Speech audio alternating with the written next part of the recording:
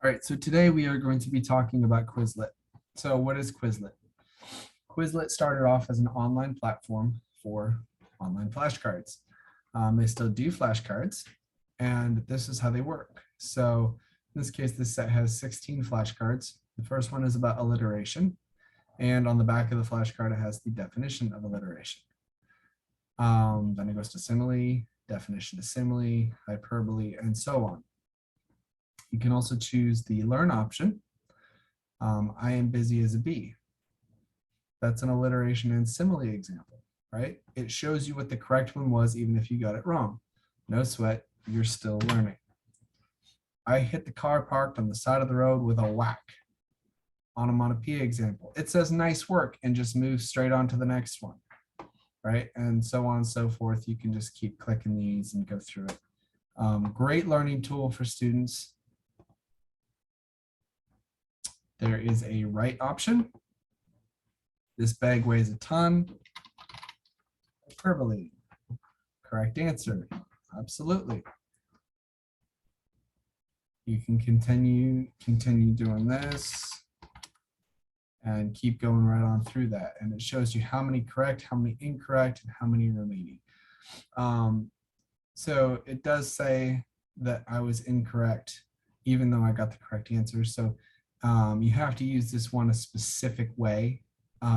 This particular set does not work very well with this because you have to write simile definition instead of just simile. So you would have to set it up to work with this particular one. Otherwise, students will be coming up to you all day saying, I got it right, but it wasn't right.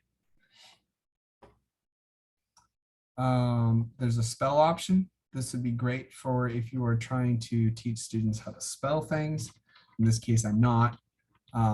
Comparing two things without using like or as. Metaphor, METAPHOR, definition. So it spells out for you in audio how it should be spelled as well.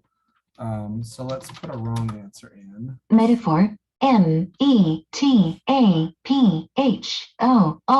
definition. So it still spells it out for you even if you spell it wrong, which is pretty neat. Very helpful for students. You can use a test. You can either do a practice test with students or an actual real test on here as well. They can go through and they can select the answers. It does not tell them if it's right while they're doing it. It will tell them that at the end. So that's a really neat option. You can use a matching game. Students love playing games. Anytime that you can play a game with students, I mean, it brings fun into learning. Let's see here.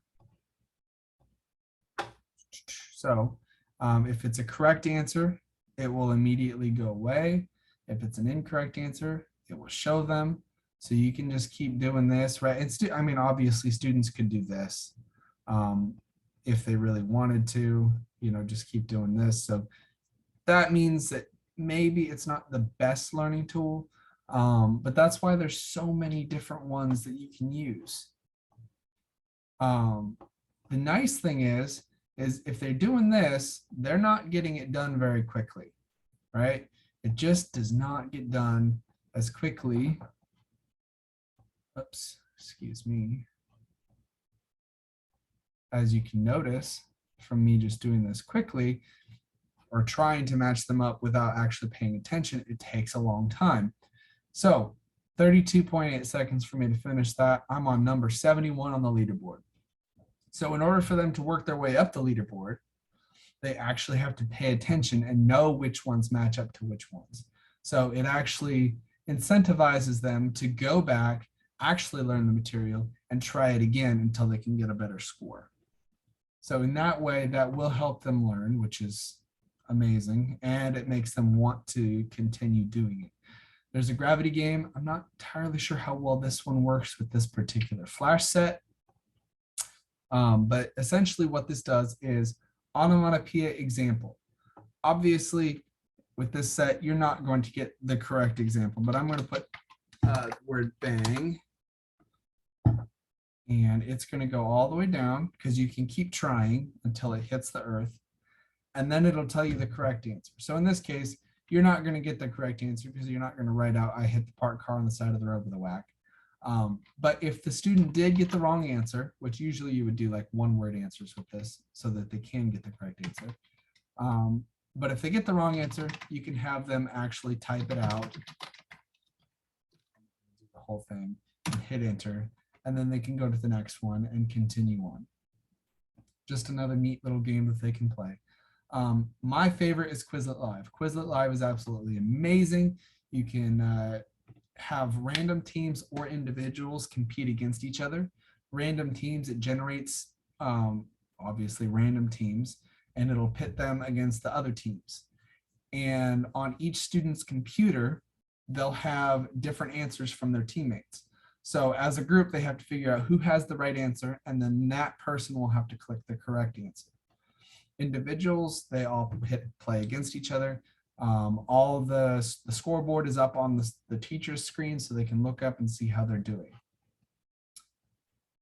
Overall, this is an absolutely fantastic piece of technology. It can be used to differentiate and help students in so many different ways.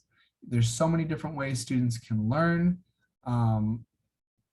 Basically, students that don't learn one way can learn in a different way. They can play in a game. They can actually do a test.